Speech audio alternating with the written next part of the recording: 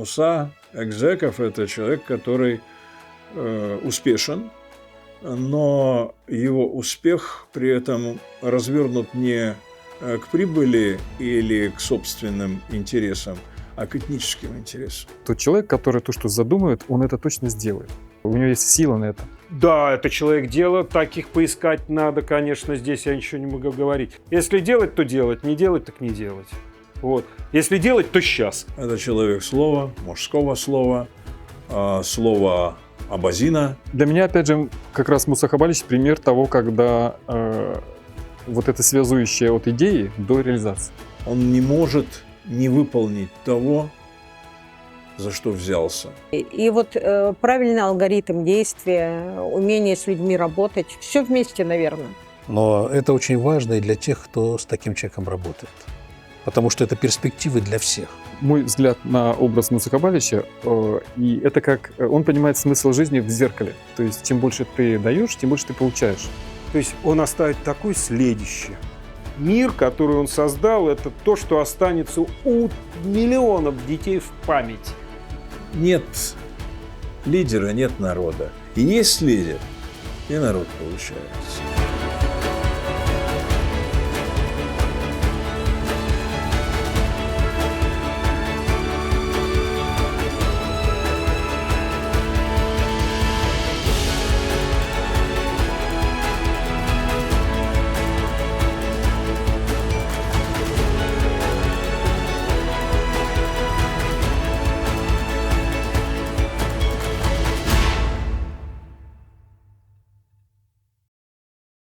Мы как абазинское село, Красный Восток, в простонародье это Гумлокт, Гумлоокт из 3 слов, как бы, да, Лоовское село на берегу реки. Соседнее село Карачаевское. Так было, что когда карачаевцев переселили во время Второй мировой войны, выселили там в Среднюю Азию, наших тоже выселили, там половину, наверное, выселили. У нас соседнее село есть, Кызылпакун, Карачаевское. Многих абазин заставили переселиться в Кызылпакун. Мой дедушка, когда вернулся, его тоже туда, значит, поселили.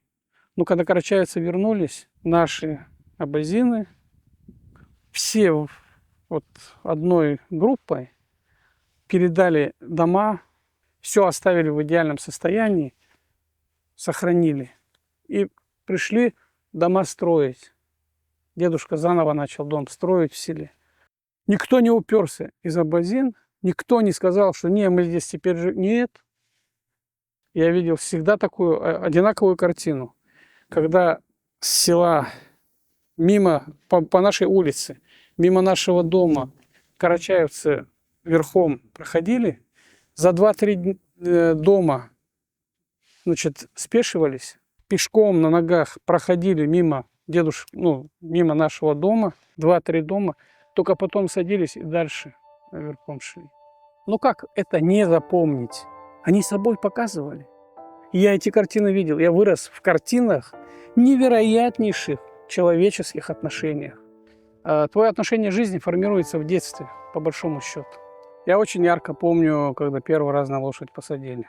Очень много ярких событий было, таких как общение со своими ребятами. У нас человек 25 в команде было на нашей улице.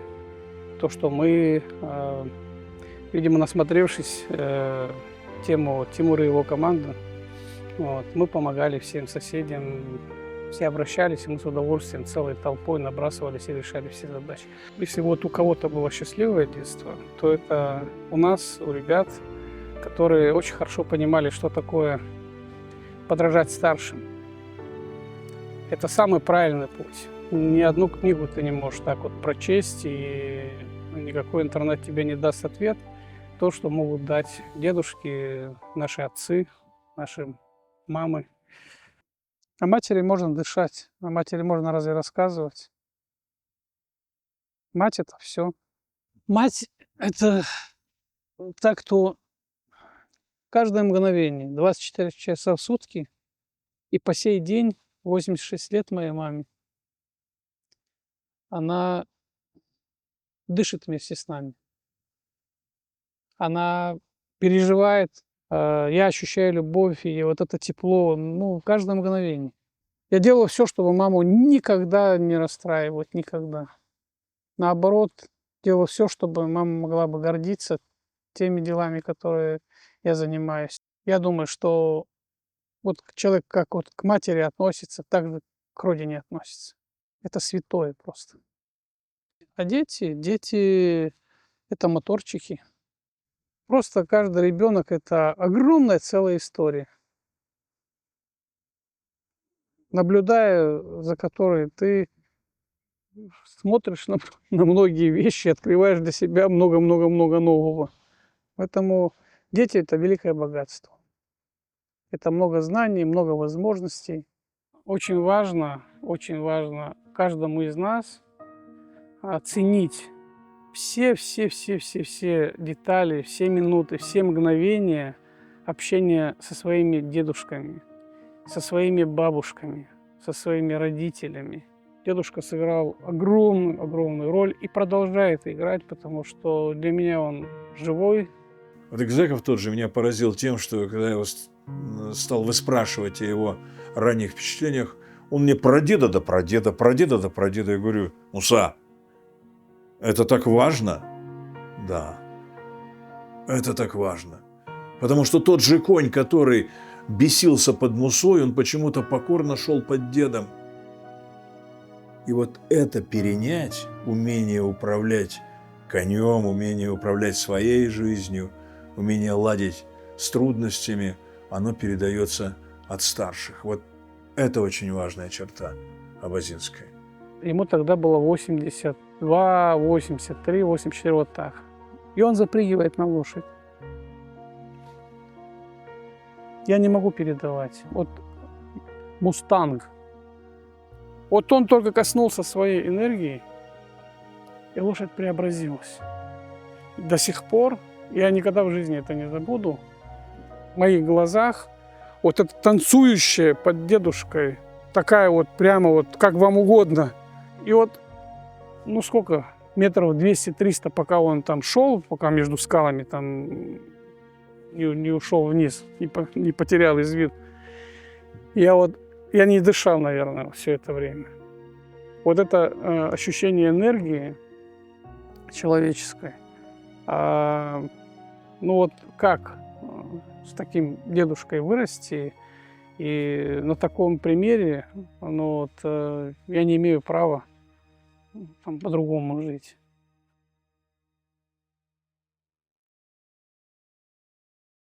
Больше 10 лет тому назад начали с того, что во всех населенных пунктах мы начали строить по 2, как минимум, значит, площадки для занятия общей физической подготовкой. Турники, брусья и так далее, и так далее. То есть разные там всевозможные тренажеры. Причем это мы делали так, что материалы мы покупали, а местные там ребята в каждом населенном пункте сами все это строили. То есть мы вместе это строили. Мы делали так, чтобы ребята для себя это строили. Физическая культура и спорт – это начало работы нашего метода по сохранению и развитию человека, семьи, общества и государства. Мы же говорим о культуре постоянно, да? Культура, физическая культура тоже культура. Любой себя уважающий человек хочет быть культурным и физически. Любой человек хочет выглядеть, во-первых, быть здоровым, потому что если ты здоров, ты готов решать вопросы, решать задачи, жить в конце концов. Да? Спорт для меня – это формирование характера, готовность в любое время браться за те или иные задачи. Я считаю, что все должны заниматься, все. И вот в нашей работе, в нашей деятельности этому уделяем очень большое внимание и двигаемся к успеху. Спорт – это очень крутая штука, и физкультура – это очень крутая штука. Это инструменты успеха для человека, которые должны быть всегда в теле. Конечно, Любой спортивный комплекс, любая площадка спортивная, футбольная, там же не только комплекс, там и футбольная площадка, и другие там разные места, где ребята могут там заниматься своим здоровьем, развиваться физически. Это часть системного движения нашего проекта. Все это вот люди потихоньку спортом занимаются, физической культурой, проводим постоянные спортивные мероприятия, культурные мероприятия. Опять же, там создаем рабочие места. Вот в селе, как ты знаешь, запущена фабрика. Фабрика как раз получилась так, что вот удалось найти партнера, кто обладает очень хорошими технологиями по пошиву, по сути, всех видов необходимого обмундирования для СВО, для Министерства обороны. Это все очень, очень здорово все складывается, очень все последовательно, потому что, когда ты на правильном пути, одно на другое как бы нарастает, и вот получается, что и рабочие места создаются, и спортом активно начинают заниматься, и мы пропагандируем хорошее, образование, мы открываем возможность для того, чтобы наукой занимались молодые люди. Муса Хабалевич оказывает всестороннюю поддержку молодым ученым, и сотрудники Алашары тоже обучаются теперь в Кабардино-Балкарском научном центре РАН. Тогда уже будут свои местные исследователи, которые смогут вот эту современную реальность, которая существует сегодня, изучать и приносить ощутимые результаты. То есть, по сути, ничего не оставляем без внимания. Мы затрагиваем все сферы деятельности человека, чтобы он, в общем, гармонично со всех сторон был, скажем так, вовлечен в действительно хорошее, качественное развитие. Муса Хабалевич, мы встретились, и мне рассказал про Агенка. Открылся человек, которого мы никто не знаем, а это просто, кому не скажи, как сразу, как так бывает, так человек знает 33 языка. То есть такой необыкновенный умный человек. Сама идея Мусы Хабалевича, как бы вот этого человека значимого поднять из истории. То есть это как бы сильный поступок. То есть надо иметь взгляд уже не мелкий как бы земли, да, нужно подняться над ней, чтобы видеть уже как бы исторические какие-то значимые точки, моменты. Генка сделал для развития языка не только абазинского очень много. Приехал из Петербурга, да, он очень много работал на Кавказе, и он создал много предпосылок для того, чтобы мы говорили сегодня, имели возможность литературу, язык, грамматику и так далее. То есть он вложил очень много сил, и он очень достойный человек. Вообще, жизнь Генка напрямую связана с Кунсткамерой. Он был одним из первых инициаторов создания отдела Кавказа. Это человек-полиглот, который знал много языков. И, кстати, он, приехав туда, изучил и абазинский язык. И благодаря Всемирному Абхазо-Абазинскому конгрессу и лично Мусе Хабалевичу мы знаем, что лекции Генка, которые столько лет лежали мертвым грузом, переизданы. Муса Хабалевич в свое время, и я думаю, что и команда в этом ему помогла, проявили такую инициативу провести к юбилею, одному из юбилеев Генка, большую масштабную конференцию в Черкесске, на которую съехались ученые со всех регионов нашей страны. Но, в общем, конференция была на самом деле просто своего рода уникальным событием, но сюрпризом и подарком для всех нас стало открытие памятника в Красном Востоке. Мы показываем, что мы никого не забываем, кто делал добро нам. Теперь у нас под рукой есть труды Генка, которые много лет лежали мертвым грузом. По сути, служа своему народу, мы показываем пример служения своему Отечеству.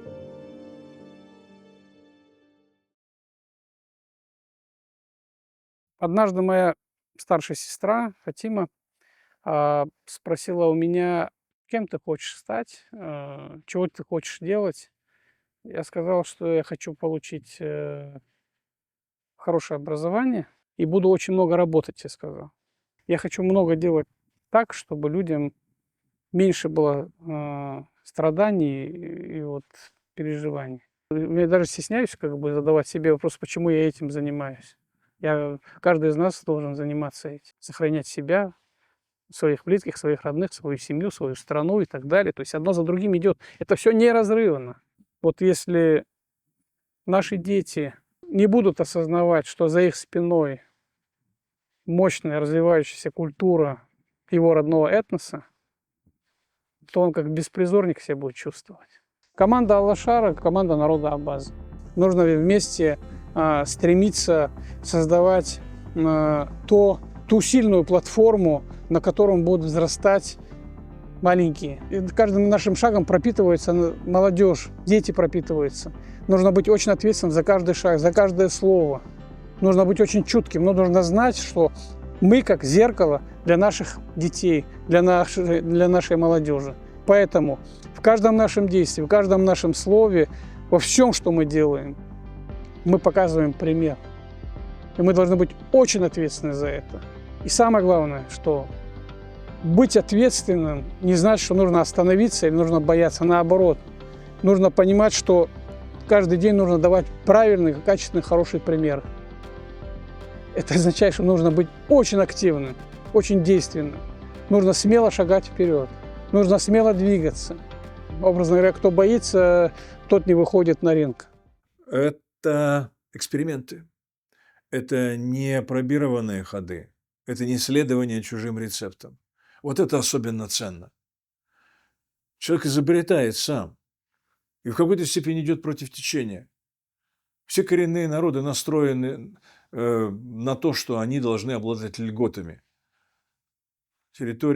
Площадка Абаза располагает другими инструментами. Не льготы, а скорее бремя, которое берут на себя люди инициативы, и успех, который они своими трудами достигают. Вот та цель инвестиций, вложений. Это ни в коем случае не льготы за то, что ты представитель коренного малочисленного народа. Это инвестиция в твою креативную энергетику. Вот как действует сегодня Экзеков и его команда, а вот чем руководствуются сегодня лидеры этой лаборатории Абаза, которую мы с интересом видим перед собой и даже соучаствуем. Я с удовольствием использую свои возможности и знания для содействия, для того, чтобы не помочь, в данном случае просто интересно взаимодействовать. Было такое предложение, как метод Экзекова предложить, потому что многое из того, что делается и там, и тут, это, конечно, его инициативы, его идеи и, естественно, его поддержка. Она не только материальная, но и личное его участие во всех этих мероприятиях задает такой хороший тон. И вот уже есть много примеров, когда наш метод по сохранению и развитию этноса начинает воплощаться другими народами тоже. Метод состоит как раз в том, что опора на талантливых, ярких, креативных людей. И вот наоткрывать среди абазина, абхазов и других талант на таланте, потому что если мы подбираем правильную отмычку к человеку, оказывается, что он талантлив. Просто ему не доставало внимания к его вот этому умению, достоинству, качеству.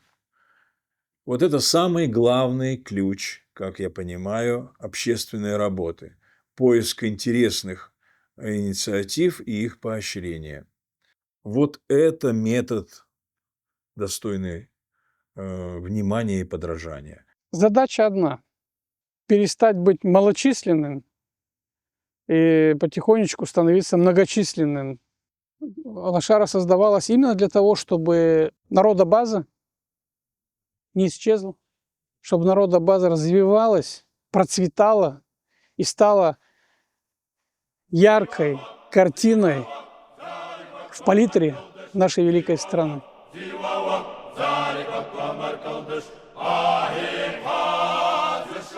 Игры народа-абаза это очень классные, позитивные эмоции, которые объединяют людей. Такие вот традиции мы будем создавать еще больше с тем, чтобы люди увлекались, вовлекались в такие очень здоровые тенденции.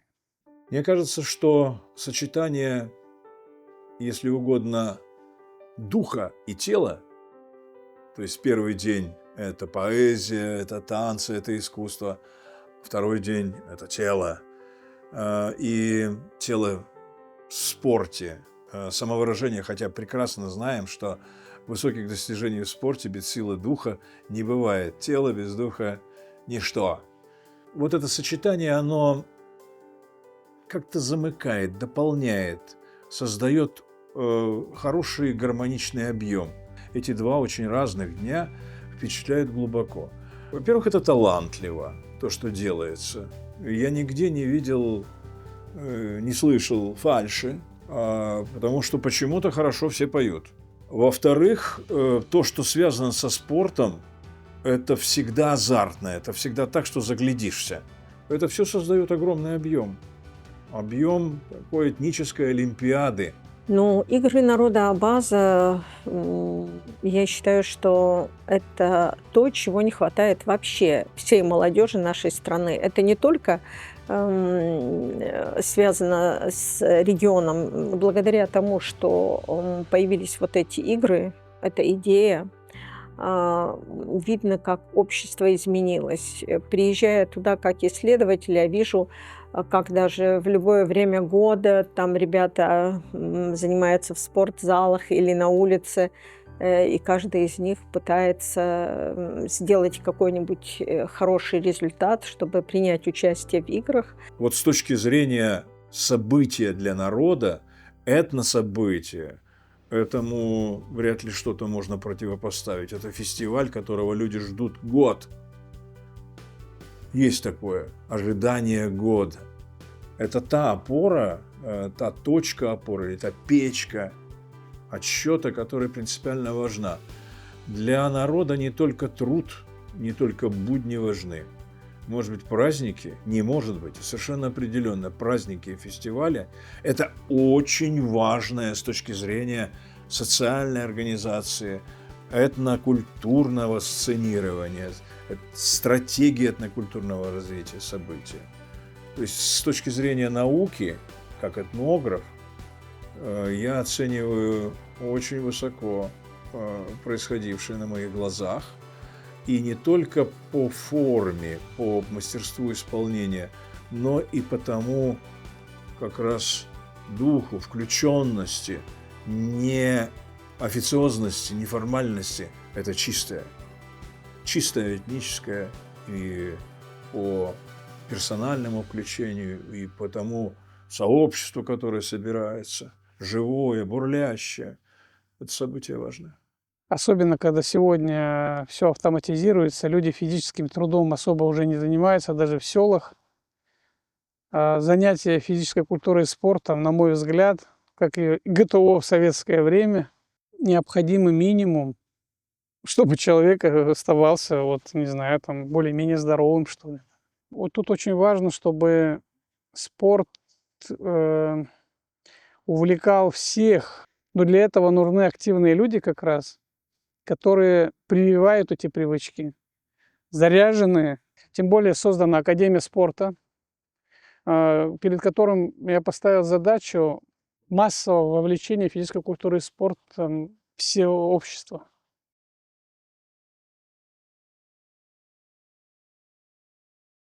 Наблюдая за нашей деятельностью и руководство МААН, Международного Абхазо-абазинского, это как называется, Международная ассоциация абхазо-абазинского народа называлась, МААН. Обратились, попросили, в общем, 2 года там, мы говорили об этом. Я говорю, мы и так есть организация, зачем, значит, вторую и так далее. То есть все-таки потом президент Абхазии меня попросил, ну, я взял на себя эту ответственность. По сути, ВААК — это та же Алашара, да? По сути, это одна команда Алашара и Всемирный Абхазо-Абазинский конгресс. Только Абхазо-Абазинский конгресс избирает руководителя представителями нашего этноса там, со всего мира. Команда конгресса очень хорошая в Абхазии. Она там меняется только в лучшую сторону. Ребята приобретают каждым днем больше и больше опыта. Деятельность она тоже совершенно разнообразная. А метод один. Метод Алашары и метод Всемирного Абхазо-Абазинского конгресса, он один. Смысл который, повторюсь, заключается в том, чтобы сделать все необходимое, что каждый представитель нашего этноса, осознавая, где он находится, осознавая, кто были наши предки, значит, осознавая, что они для нас сделали, создавая ту уникальную, удивительную культуру, которую они пронесли многие тысячелетия. Чем больше ярких примеров мы вносим в палитру государства, страны, общества, тем оно как бы ярче виднее. Наши хорошие примеры, они очень нужны. И мы должны каждый день показывать, не знаю, там какие-то интересные там вот жизненные вещи, которые вот тут все бы хотели бы пробовать и все бы хотели бы научиться. Тогда наша весомость, даже не ценность, наверное, весомость, да, там, она как бы повышается. Абазинский народ сегодня, народа база, мне кажется, начинает показывать именно вот эти яркие примеры. Яркие примеры, как нужно сохранять свое село, как можно развивать свою среду обитания.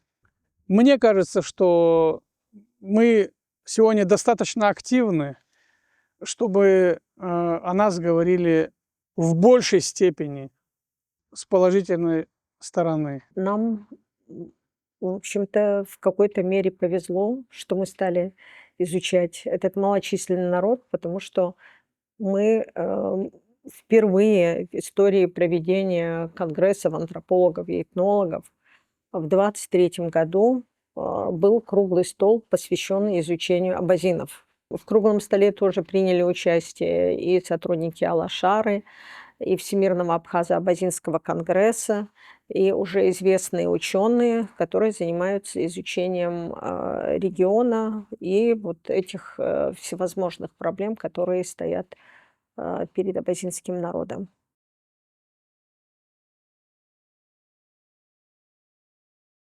Для того, чтобы выполнять те цели и задачи, которые поставлены перед командами Алашары и Конгресса, мы работаем с музеями, мы работаем с институтами. С Кунсткамерой у нас сложились особо теплые отношения и очень эффективное взаимодействие, в том числе благодаря личным таким связям с Андреем Владимировичем Головневым, директором Кунсткамеры. Им очень интересен наш проект. Нам очень интересны их потенциал, их возможности. Уже несколько было поездок в Карачаево-Черкесию. Они с удовольствием, команда Андрея Владимировича, участвовали активно в изучении тех проектов, которые мы делаем на юге России. Участвовали здесь тоже активно в проведении научных конференций, семинаров. То есть идет плановая, очень хорошая, качественная, системная работа Причем видим большую перспективу в дальнейшем взаимодействии с командой Андрея Владимировича. Поэтому вот я очень-очень благодарен работе по взаимодействию с Кунсткамерой, взаимодействию с другими научными такими учреждениями. Вместе открывали памятник Генка. С 2020 года началось сотрудничество. Мы получили грант по изучению малочисленных народов. Кунсткамера получила грант. Руководителем этого гранта является наш директор Андрей Владимирович Головнев. И с этого периода началось изучение абазинского народа, который отнесен к малочисленным народам. Мне посчастливилось встретить в его лице лидера очень интересного народа – мечта этнографа. Он для меня оказался проводником и в Абазу, и на Кавказ. И благодаря Экзекову, особенно после проезда на его коне, я почувствовал себя в своей тарелке. Экзеков выступил для меня вот таким другом-проводником. Я для него удобное окно в науку антропологию, которое в окно или колодец, в котором он может черпать столько, сколько ему нужно ресурсов. И эта взаимная польза – это не просто прагматика отношений, но и удовольствие. Потому что мы никогда не говорим дежурные фразы, потому что у нас нет взгляда назад. У нас всегда есть какой-то общий взгляд вперед, в перспективу, в завтрашний день, в будущее. Он всегда, этот взгляд, не отформулирован. Это всегда ожидание открытия. И тут мы помогаем друг другу какими-то настройками на это постижение завтрашнего дня. Для Экзекова и его сообщества это хорошая поддержка, потому что мы самый старый научный институт, музей в России. Мы средоточие опыта, академического опыта. Не случайно Кунсткамера – символ Академии наук. А главное, что нас объединяет, это интерес к общему делу и к тем, кто его это общее дело исполняет. Вот если этот интерес искренний, все получится. Это вообще начало и основа этнографии. Если вы по-настоящему интересуетесь, все будет вам открыто и доступно, и в конечном счете понятно. Если вы подделываете свой интерес из каких-то коммерческих, деловитых соображений, это совсем другое. Вы остановитесь где-нибудь перед первой же непроходимой пропастью.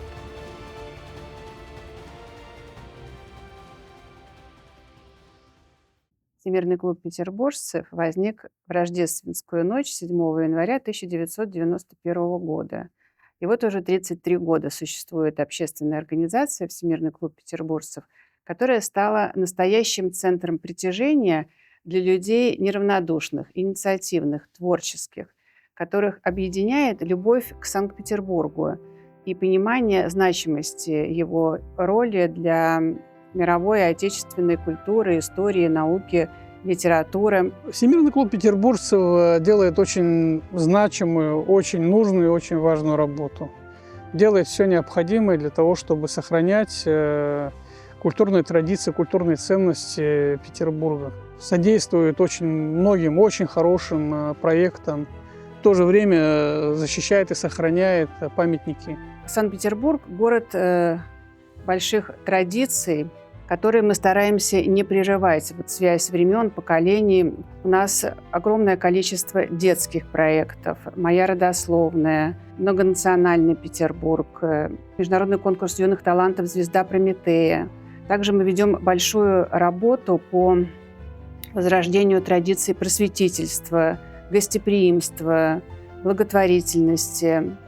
Петербург всегда был многонациональным, многоконфессиональным городом. Тоже поддерживаем эти программы. Я счел для себя честью и с удовольствием включился в процесс команду Михаила Борисовича Петровского в этой совершенно замечательной деятельности. И благодаря вот этому взаимодействию происходит много очень важных знакомств, ставится очень много важных задач, над которыми мы работаем.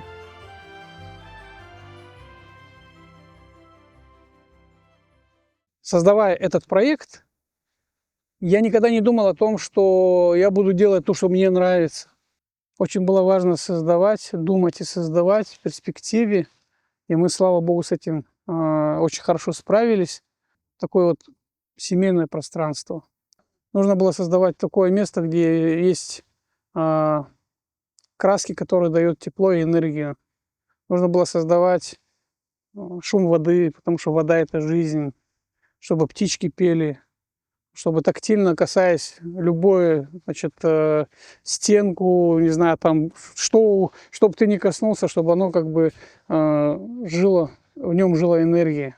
Поэтому очень много дерева, очень много воды, очень много такого правильного камня и цвета, которые дают любовь. Есть цвета, которые опустошают человека, а есть цвета, которые насыщают, особенно дети это ощущают, очень сильно чувствуют. Создали город для детей, настоящий театр, настоящие улицы, есть школы разные, есть музеи.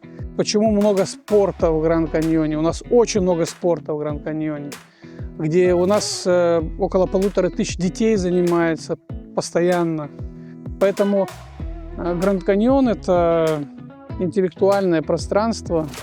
Мы его называем территория развития Гранд-Каньон, где человеку дается максимум любви и заботы. Вместе с Всемирным клубом петербуржцев, как пример, заключено тройственное соглашение.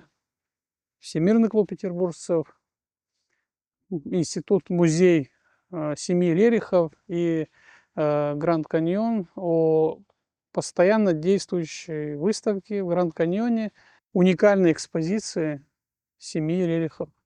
И я считаю, что это очень большая возможность для миллионов людей, которые посещают Гранд-Каньон бесплатно, в спокойной, очень комфортной обстановке, ознакомиться с искусством семьи Рерихов. Когда Муса Хабалевич стал попечителем, и мы стали тесно сотрудничать, то возникла у Всемирного клуба петербуржцев такая идея, что здесь замечательная площадка. И учитывая юбилейные мероприятия, вот 150 лет со дня рождения Рериха, то в первую очередь, конечно, возникла идея здесь сделать вместе с музеем, директор музея Института семьи Рерихов Алексей Бондаренко тоже является членом клуба. И возникла идея представить здесь центр Рериха, тем более, что Рерих такой многогранный и философски, в общем, отправляет к разным направлениям и идеям. И здесь открыть центр Рериха и представить музей Рериха для того, чтобы заинтересовать петербуржцев. Кто-то, может быть, впервые узнает о Рерихе, а кто-то так заинтересуется, захочет в музей съездить. Вот. И я считаю, что было прекрасно, мы подписали соглашение, и прекрасное было открытие.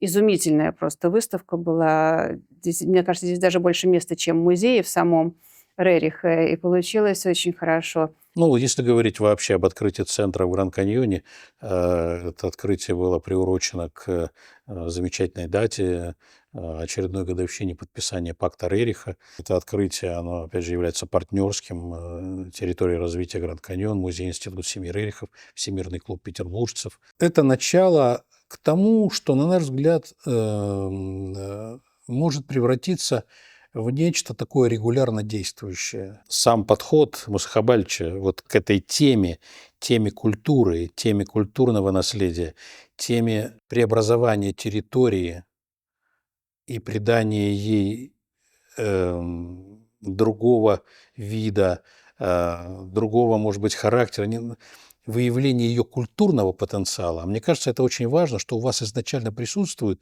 и что идет от Мусы Хабалевича и идет от вашей команды. В этом плане нам было очень легко. Это вот то, что можно правильно называть интеграцией культурного наследия, интеграцией культурных усилий. Это у нас было, и я думаю, это будет дальше продолжаться и развиваться. Мы с большим удовольствием продолжим эту работу. Надеюсь, и точно так же думаете вы. Гранд Каньон находится в том числе и на улице Шостаковича. Мы создали уникальную скульптурную композицию, памятник выдающемуся композитору Шостаковичу, где тоже с 9 утра до 9 вечера играет композиция Шостаковича. Люди, многие тысячи людей, которые каждый день проходят мимо, имеют возможность прикоснуться к искусству величайшего композитора, могут остановиться, посидеть, послушать. То есть таким ненавязчиво, в спокойной атмосфере идет очень большая, очень важная просветительская деятельность. Также в Гранд Каньоне создано очень много скульптурных композиций, где играют времена года, 4 удивительных нимфы, где играют самые известные композиции в сопровождении танца по нотам воды и света. Тоже уникальный проект.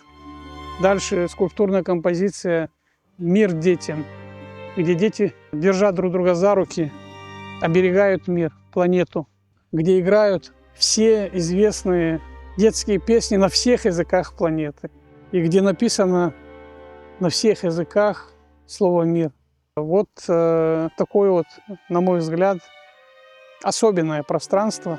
В Гранд Каньоне создано порядка 14 скульптурных композиций, тоже сделаны там, из меди выдающимся скульптором Константином Горбачевым, который помогает воплощать наши идеи уже вот в такие вот формы. Мы познакомились изначально уже по нашему делу творчества. А именно, мы с ним увиделись, когда был объявлен конкурс на создание памятника Дмитрию Дмитриевичу Шостаковичу. Ну, во-первых, блестяще был организован сам конкурс. Муса Хабалич подошел к этому вопросу, видно, со своей точки зрения, как он считает. Все понимали, и точнее Муса Хабалич показал, насколько он серьезно относится к этому конкурсу. Здесь было четкое видение, то, что все будет реализовано. И открылась вот зеленая дорога, такая психологически, морально, и вот это видение Мусы Хабалича, я помню его нюанс, его как бы, когда он среди комиссии стоял и говорил о том, что как бы я это все сделаю. Это гениально, честно говоря. Я думаю, что такого буквального целенаправленного акта вот, создания скульптурных произведений, тем более, что они друг другу как комплекс, такого нету. Такого нету.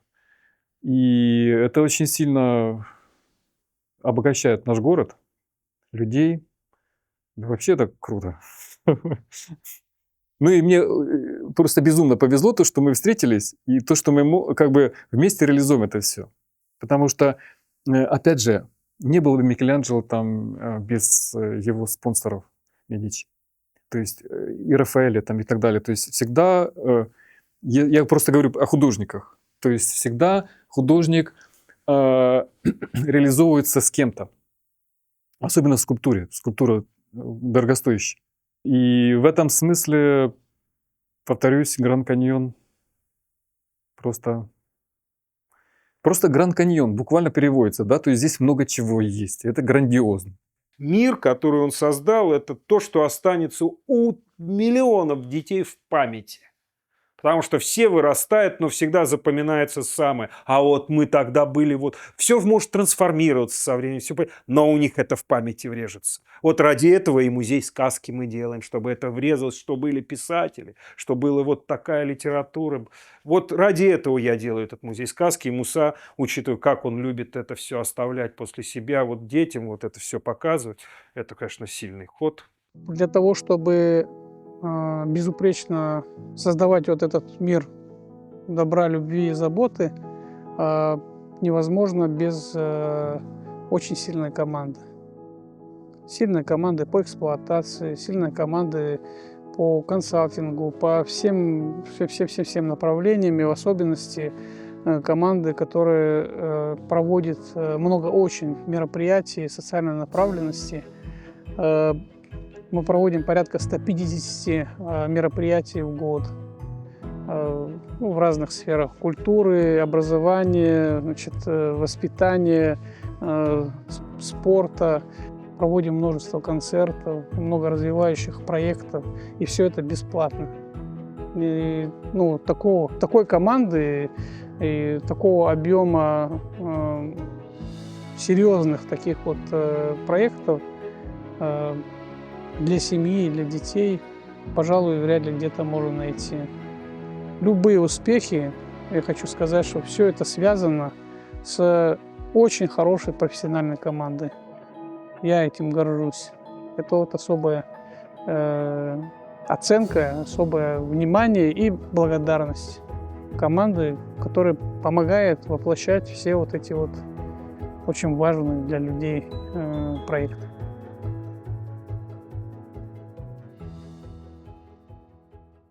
Ко мне обратились там товарищи, не смог бы я помочь в фактически сохранении части истории. А вопрос заключался в том, что большая коллекция, более 2500 оловянных солдатиков, последний парад императорской гвардии в Марсовом поле в Санкт-Петербурге должна была быть продана от коллекционера немецкого. Оставалось там чуть больше месяца до того, как они хотели все это распродать. По единице, по 2, по 3, то есть и потом его не собрать было. В 2017 году мы впервые с ним встретились.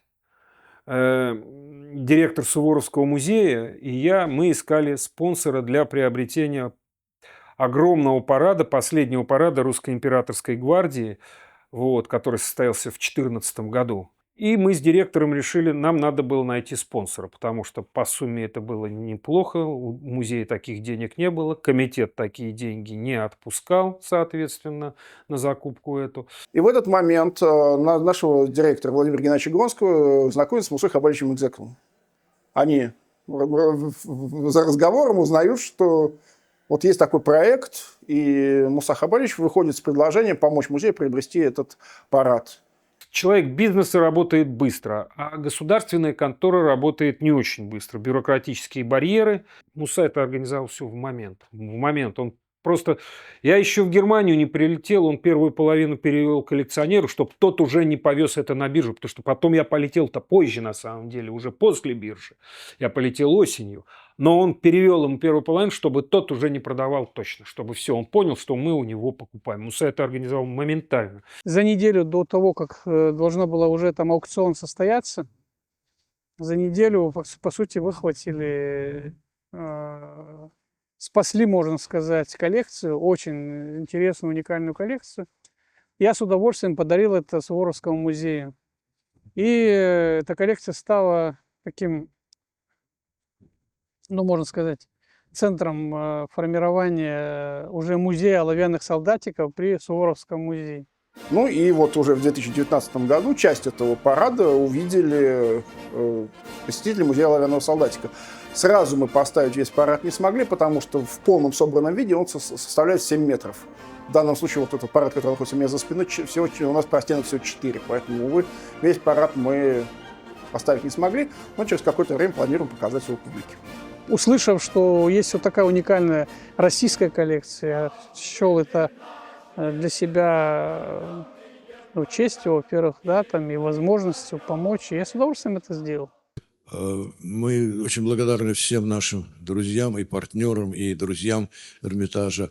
Как всегда, по традиции, у нас сегодня в скромной витрине замечательные подарки. Председатель, член клуба, Всемирного клуба петербуржцев Муса Хабилаевич Экзеков подарил нам замечательные формы и отливки для фигур, оловянных исторических фигур, которые сделаны, значит, замечательным нашим художником Владимиром Николаевичем Нуждиным.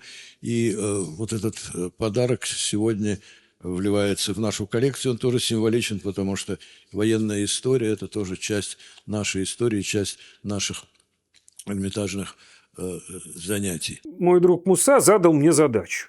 А я всегда люблю решать трудные задачи. Давай в камне сделаем что-нибудь в зеркальном отображении, потому что этого никто фактически уже не делает. Идея сама родилась, чтобы это соответствовало задаче увлечением и любви Михаила Борисовича. Ну, как говорится, чтобы на душу легло. Ну и, похоже, как воспринял это Михаил Борисович, это надо было видеть, это отдельная тема.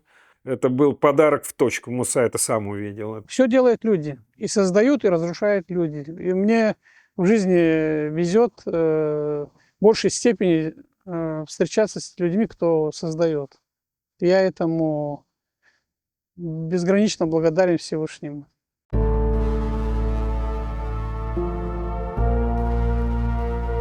Продолжать создавать мир любви, создавать пространство, где человеку становится чуть лучше, где хочется жить и здравствовать, создавать яркие, хорошие, качественные примеры, которые могут стать традициями, культурой для жителей нашей великой страны. Все, что самое прекрасное происходит в мире, самое великое, все, что происходит, любые достижения, все, самые лучшие картины, самые лучшие композиции, слова, песни, все происходит благодаря любви, настоящей любви, искренней любви. Поэтому всем любви, бесконечно, постоянно и искренне. За что бы вы ни брались. Первое – это семья. И к чему бы вы ни прикасались, любите, и у вас все получится.